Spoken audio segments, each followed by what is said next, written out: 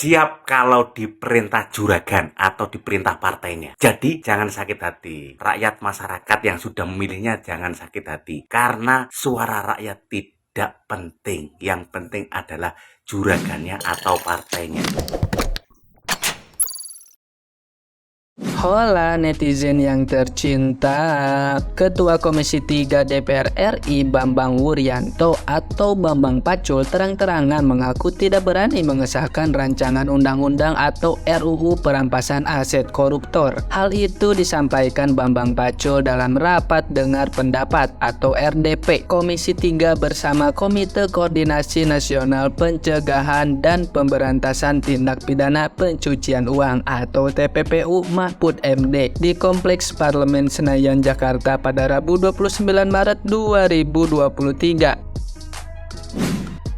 Yang terbaru, Menko Polhukam Mahfud MD kembali menanggapi singkat pernyataan Bambang Pacul tersebut. Ia menilai bahwa hal tersebut merupakan gurauan saja. Diketahui awalnya, Mahfud MD pada rapat kemarin meminta Komisi 3 untuk segera mengesahkan rancangan undang-undang perampasan aset koruptor. Mahfud MD mengaku pemerintah akan lebih mudah memberantas korupsi apabila RUU itu telah disahkan. Kemudian permintaan itu ditanggapi Bambang Pacul yang mengungkap kalau pihaknya tidak berani mengesahkan RUU perampasan aset koruptor apabila belum ada perintah dari ibu atau ketua partai. Nah, gimana nih menurut netizen yang tersayang? Silakan berkomentar ya.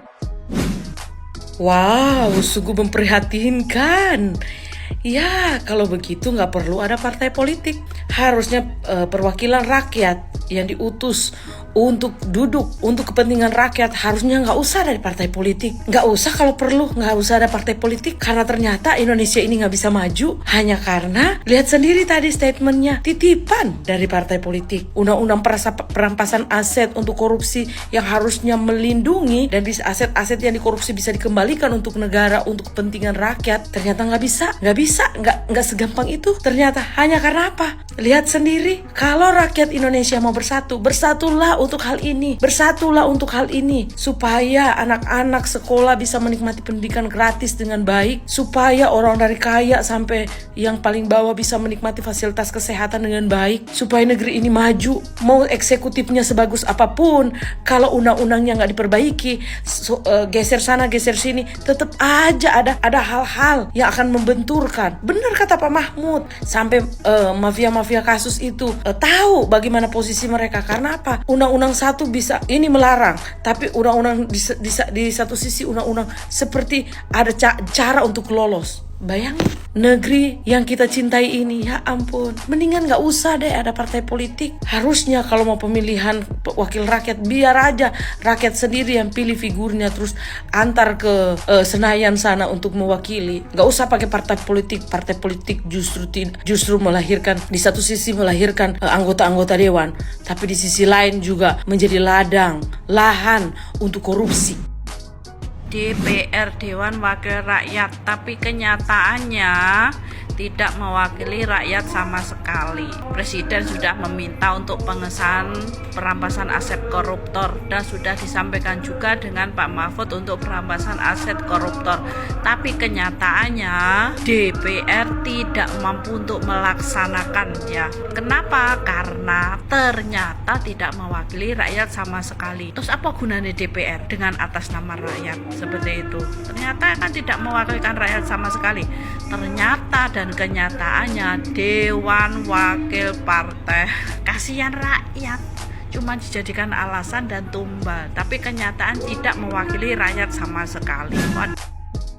Bapak-bapak yang terhormat di DPR, almarhum bapak saya dulunya juga anggota dewan, tapi almarhum bapak saya beda dengan kalian, yang dia bersedia naik angkot apabila memang jam kerjanya udah telat gitu. Dia bersedia membawa dengan rakyat, dia tumbuh di lingkungan gang. Walaupun sebenarnya dia punya kesempatan untuk seperti anda semua gitu, Tapi gue nggak mau cerita itu. Gue di sini mau bercerita nanti pemilu yang akan datang. Di saat Anda semuanya ngemis-ngemis suara rakyat, di atas semuanya Anda ngemis-ngemis suara untuk kesejahteraan Anda di sana. Pak, jangan lupa Pak, mungkin Bapak bisa mengesampingkan kepentingan rakyat, tapi ingat janji sumpah kalian di atas kitab suci kalian. Kami rakyat kecil sakit hati Pak, dengarnya sakit hati. Sebenarnya kita udah nggak aneh sih lihat tingkah laku para tikus di DPR sana yang mementingkan kepentingan sendiri, yang cuma patuh dengan bos-bos mereka. Mungkin ada titipan politik atau titipan kepentingan di sana. Tapi tolong Pak, kami rakyat kecil yang benar-benar butuh para pejabat sana mementingkan suara kami, suara rakyat kecil, mementingkan kepentingan kami, kepentingan rakyat kecil, di mana Anda semua itu mengemis suaranya ke kami. Anda semua mengemis suaranya ke kami. Kami rakyat kecil itu benar-benar sakit Pak, sakit hati Pak. Jujur, di sini kita lagi berjuang untuk hidup masing-masing. Rakyat kecil ini lagi berjuang benar-benar menghadapi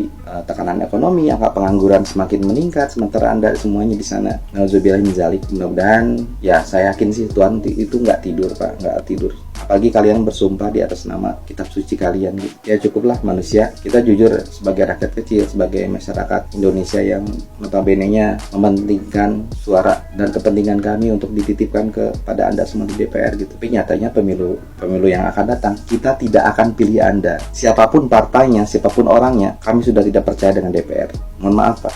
Mohon maaf, kami rakyat kecil, semuanya ingin membela kepentingan kami. Gimana undang cipta kerja, seperti apa, gimana kepentingan kami yang banyak dirampas oleh Anda semua. Sementara Anda semuanya memperkaya diri sendiri, menggedutkan perutnya masing-masing gitu loh, di atas kepentingan rakyat. Sorry, kita udah nggak percaya dengan Anda. Sorry. Yang pertama tentu kita harus apresiasi dulu ya, Pak Bambang Pacul sudah mengungkapkan ini, meskipun pada dasarnya itu sudah juga menjadi rahasia umum ya, bahwa perwakilan kita di Dewan itu juga pada dasarnya tunduk kepada partai mereka ya. Nah ini sebenarnya jadi permasalahan besar ya, apalagi ketika tidak bisa mengambil keputusan yang sangat penting dan harus minta izin dulu kepada pimpinan partainya ya. Itu kan aneh ya. Sebenarnya boleh saja mereka merupakan bagian dari partai, tapi kan itu kan sebelum duduk menjadi anggota dewan itu ya, atau di luar ya kepentingan dewan ya. Namun ketika sudah duduk di sana, Anda mewakili masyarakat itu ya. Jadi bukan lagi harusnya mewakili partai-partainya itu, apalagi dalam artian harus tunduk kepada regulasi yang ada di partai itu, harus minta izin kalau ambil kebijakan, minta izin dulu kepada masing-masing ketua partai. Nah ini bahaya ini ya, bisa-bisa tidak ada kebijakan yang bisa diambil oleh anggota dewan ini, terutama DPR ini ya. Tapi mengapa ada kok undang-undang yang bisa mereka sahkan ya? Kenapa di dalam hal ini tidak ya? Apakah karena ini merugikan salah satu pihak ya, atau bisa jadi juga ini kebijakan mungkin merugikan DPR ya dalam artian tertentu, atau merugikan partainya begitu ya. Jadi ini bahaya sekali ya. Maka benar ya ketika Bapak Rocky Gerung menyampaikan bahwa kalau dia jadi presiden itu DPR akan dia bubarkan. Kalau kondisinya seperti ini memang tidak ada gunanya itu DPR ya. Malah yang seharusnya jadi DPR itu mungkin ketum-ketum partai itu ya, atau pimpinan-pimpinan partai itu. Kalau memang harus minta izin ke mereka, ya sudah, mereka saja yang jadi anggota DPR itu, sehingga tidak repot birokrasinya. Nah ya, ini aneh ya. Ini disaksikan oleh publik ya, masyarakat luas, dan ini sangat lucu ya, meskipun kita mengangkat jempol ya untuk Pak Bambang Pacul atas kejujurannya.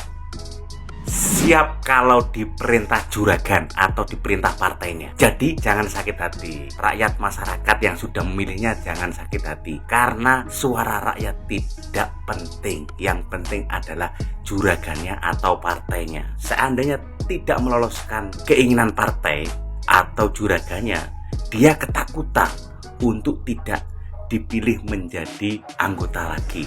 Padahal yang memilih kan rakyat tuh, tapi rakyat diabaikan oleh mereka. Gak penting, sing penting juragan nih. Sakit hati kan ya netizen, masyarakat, begitulah.